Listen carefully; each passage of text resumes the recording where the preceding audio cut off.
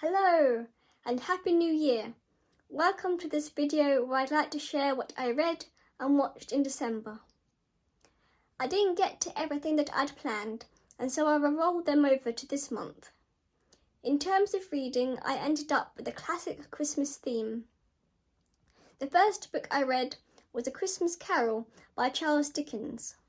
I got this children's edition for Christmas and it is beautiful and also contains illustrations in colour throughout. I love the way it starts and Charles Dickens' sense of humour. It goes on a tangent about the deadest type of nails, as well as a brief mention of Hamlet. In A Christmas Carol, the three main spirits each represent something different. The first is meant to represent memory and humanity's potential for good. The second spirit would be familiar to Victorians as Santa, who is associated with wearing a green robe then, and represents empathy and charity. The final spirit looks like a traditional English Grim Reaper and seems the most frightening to Scrooge, as it represents the fear of death and moral judgment. The last spirit shows him more fearful images to reinforce the lessons from the other spirits too. It's a story that I would happily read again, and has a message that kindness towards humanity and helping where possible is more important than selfishness and ignorance. While it was written for Christmas, it is applicable at any time and also highlights the issues in society rather than just being a light-hearted read. In a way, not only is the message partly about the importance of kindness, but the story is a kindness to Scrooge, as he is given a chance to see the error of his ways and the opportunity to become a better person, which he attempts in the end. Even characters who are not well off are still able to show generosity, and are the characters who remain the same throughout. I think that the title or setting is not merely seasonal, but about Christmas representing goodwill and being in the spirit of it in all seasons. I would give A Christmas Carol 5 stars.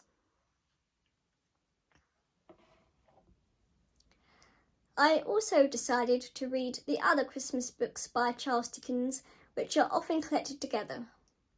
But since A Christmas Carol is also part of the collection and is fairly short, I decided to read it again. The other Christmas books are The Chimes, The Cricket on the Hearth, The Battle of Life, and finally The Haunted Man and The Ghost's Bargain. In the Victorian era, it was traditional to have supernatural or ghost stories, and often to include a moral. 3 of the Christmas books are split up differently to chapters, and in A Christmas Carol, each section is a stave. In the Chimes, they are quarters to represent the use of bells for time, and in The Cricket on the Hearth, the sections are chirps. As well as being clever, it just meant to add a little bit of fun.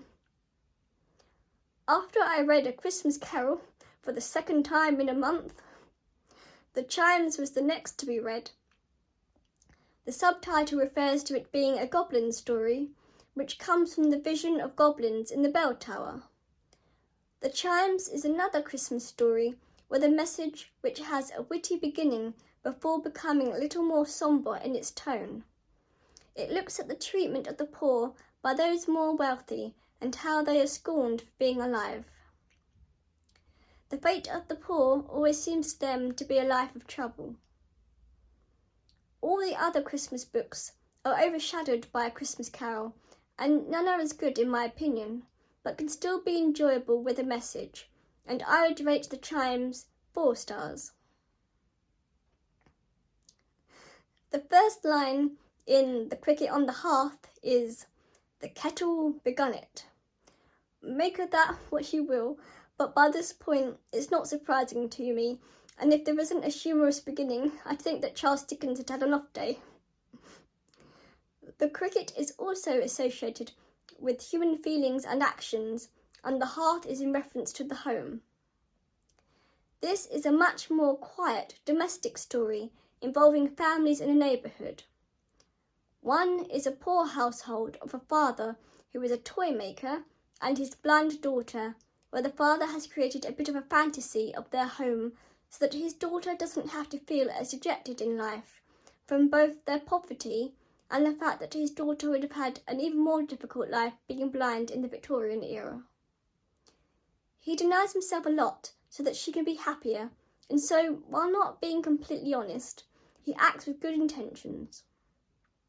It's quite a simple story of love and kindness throughout the neighbourhood, and it was enjoyable but not a standout story, so I would rate it 3 stars. The next Christmas book, The Battle of Life, has a bleak beginning with a description of the aftermath of the battle and which the village of the story is built on. A real battle is used as a connection to how humans struggle to live. As a contrast to this, it is actually a love story.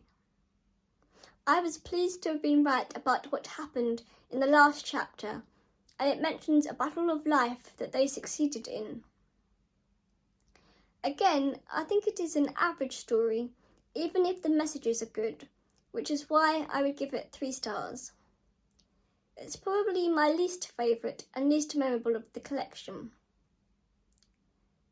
The final Christmas story in the collection was The Haunted Man and the Ghost's Bargain, which is more about the spirit of Christmas than just a setting, much like in A Christmas Carol.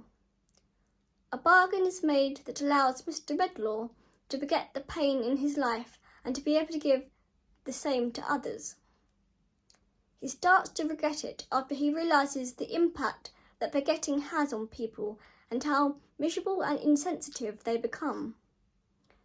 I enjoyed this more than the previous 3 Christmas books, and I'll rate it 4 stars. Excluding A Christmas Carol, which was my favourite, most of the Christmas books were average, and I would probably only reread them for the fact they have a Christmas theme and for Charles Dickens' humour. Overall, I would rate the collection 4 stars, as it's a roundup of 3.8, which is the average of the individual ratings. The last book I read in December was Little Women, which also held no escape from Dickens, as the March sisters are said to be fans of Charles Dickens, and there is an imitation of the Pickwick Club. It starts at Christmas time and also includes the following Christmas too. In the first chapter, the 4 sisters discuss having to give up their comforts for the benefits of others. It's a great coming-of-age story made up of sisters with different personalities who go through struggles together but learn what is truly important. They have a great friendship with their neighbours who live a very different life. No matter what changes in the lives of the March family and what they learn as they grow older, they retain their individual personalities and stay true to what is important to them. My rating for Little Women is 4 stars, and I look forward to watching the 2019 film adaptation on Netflix. The only book I didn't finish from the TBR part of my December video was A Taste of Golden Iron. I had added it to Libby when they released new titles, and it seemed interesting, but it was the jar that got me to add it to my December TBR. Ironically, it was the only book in December that didn't seem to have any connection to Christmas and wasn't a classic. I only read enough that told me about as much as the cover did, so that will be included in my January TBR video. In December, I didn't watch everything I'd planned, but at least I liked everything that I did get to. I continued watching the C-drama The Untamed, and I am still enjoying it. I didn't get that far with it in December, with only a few episodes watched. It's a long series and I don't want to rush through it, but I love the plot and the characters. It's very compelling. The first thing I finished watching was Yuri on Ice, and I'll start by saying I give it 5 stars. It's an anime about figure skating, and I love watching it for the music, the animation, the storyline, and the characters of Yuri, Victor, and Yuri P. The opening and closing themes are amazing, and I've definitely had them on repeat. All the characters have great progression and learn from each other, but also have great relationships.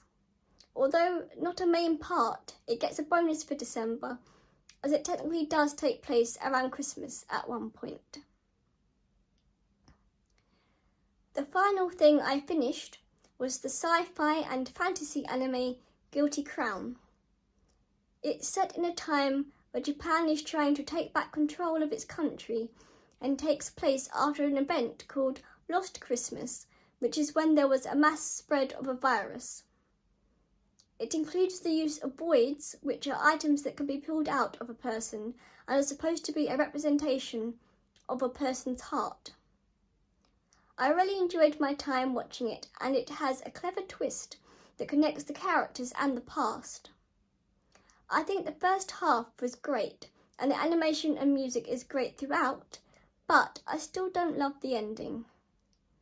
Nevertheless, I would still rewatch it, and it's a struggle to decide between a 4 and a 5-star rating, so I should probably give it 4 stars, but I do really like it. There were more Christmas themes than I expected in both my reading and watching, and although I didn't get to finish everything that I had planned, the most important thing is that it was fun rather than being a pressure, especially since it was December. I've now talked about everything that I read and watched in December, and I'm looking forward to my plans for January. Thank you so much for watching, which I really appreciate. Please consider liking this video, commenting, and subscribing to this channel, which would mean a lot to me. I wish you all the best, and we will be back with another video and more waving.